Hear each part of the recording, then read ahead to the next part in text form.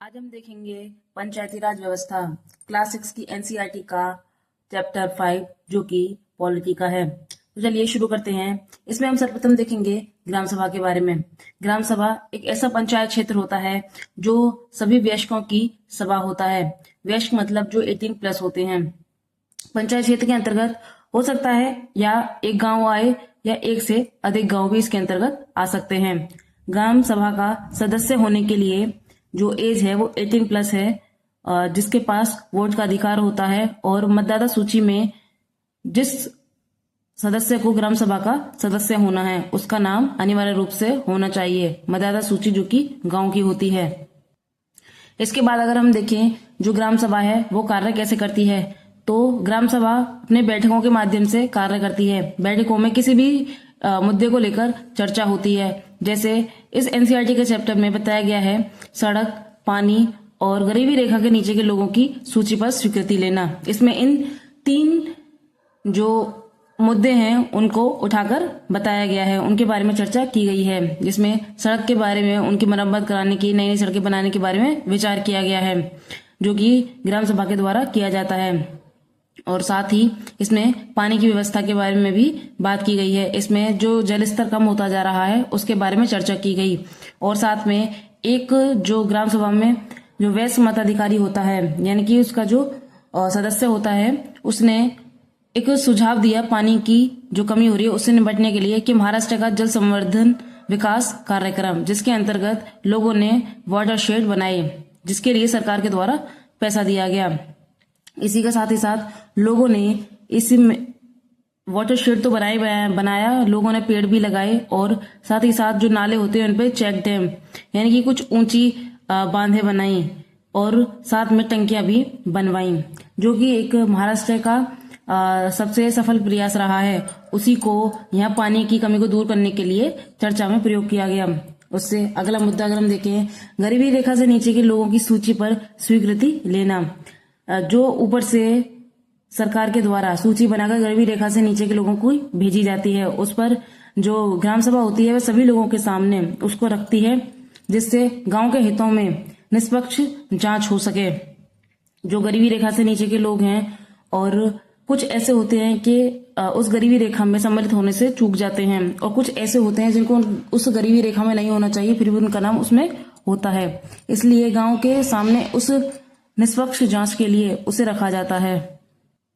जो ग्राम सभा होती है वो महत्वपूर्ण योजनाओं को लोगों के सामने रखती है। ग्राम सभा ग्राम पंचायतों को मनमाने ढंग से कार्य करने से भी रोकती है। उसके बाद में अगर हम ग्राम पंचायतों की बात करें, जो ग्राम पंचायत होती है उसकी नियमित रूप से बैठकें होती हैं। उसके क्षेत्र में आने वाले गांव में विकास कार्यक्रम को लागू करवाना यह ग्राम पंचायत का कार्य होता है। ऐसा होता है कि जो ग्राम पंचायत होती है ग्राम सभा जो होती है वो पंचायतों के कामों को स्वीकृति प्रदान करती है, क्योंकि पंचायत किसी भी कार्य को ग्राम सभा के सामने रखने से पहले शुरू नहीं कर सकती जब तक ग्राम सभा उस पर अपनी स्वीकृति प्रदान ना करते। उसी के बाद पंचायत अपना काम शुरू करती है।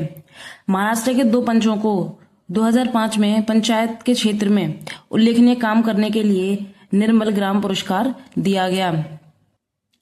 अगर मैं ग्राम पंचायत के कामों की बात करूं तो उसका कार्य स्कूल, सड़क, नालियों, सार्वजनिक भवन निर्माण, पानी के शोध और भवनों का रखरखाव और पुनर्निर्माण का कार्य होता है जो भी उसके क्षेत्र के अंतर्गत आते हैं। दूसरा उसका कार्य होता है स्थानीय कर लगाना व उसको इकट्ठा करना।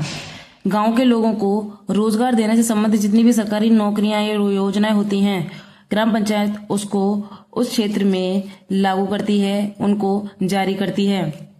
उसके बाद में अगर हम देखें कि इनके आमदनी का आखिरकार स्रोत होता है वो क्या होता है, तो घर और बाजार पर जो टैक्स लगाए जाते हैं वो इनके आमदनी का स्रोत होता है। विभिन्न सरकारी विभागों द्वारा चलाई गई योजनाओं की राशि जो जनपद एवं जिला पंचायत द्वारा आती है, और साथ ही साथ जो समुदाय काम करने हेतु दान मिलते हैं यह भी इनके आमदनी के ही स्रोत होते हैं।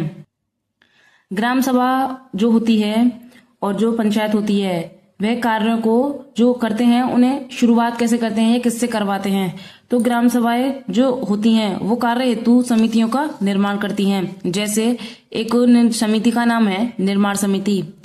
इस समितियों के अंतर्गत कुछ सदस्य ग्राम सभा के होते हैं और कुछ पंचायत के होते हैं, और ये दोनों मिलकर ही विकास कार्यों को लागू करते हैं या विकास हेतु कार्य करते हैं।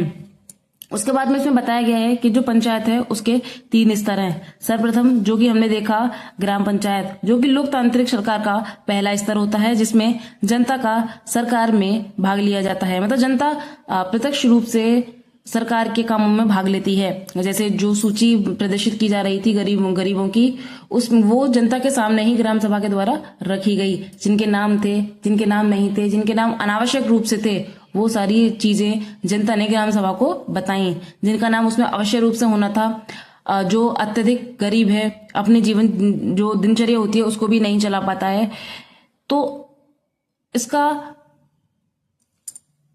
इसका मतलब यह हुआ कि जो जनता है वो सरकार के कामों में भाग लेती है।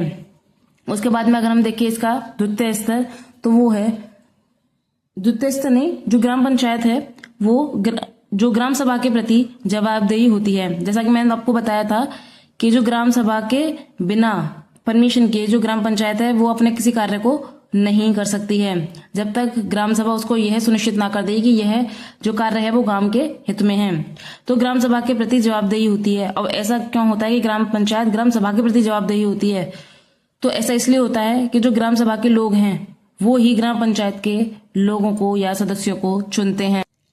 इसके बाद में द्वितीय स्तर की मैं बात करूं तो उसका नाम है स्तर विकास खंड या जनपद पंचायत, या इसको हम पंचायत समिति के नाम से भी जानते हैं। पंचायत समिति कई ग्राम पंचायतें होती हैं। इसके अंतर्गत जो पंचायत समिति होती है वो कई ग्राम पंचायतें होती हैं।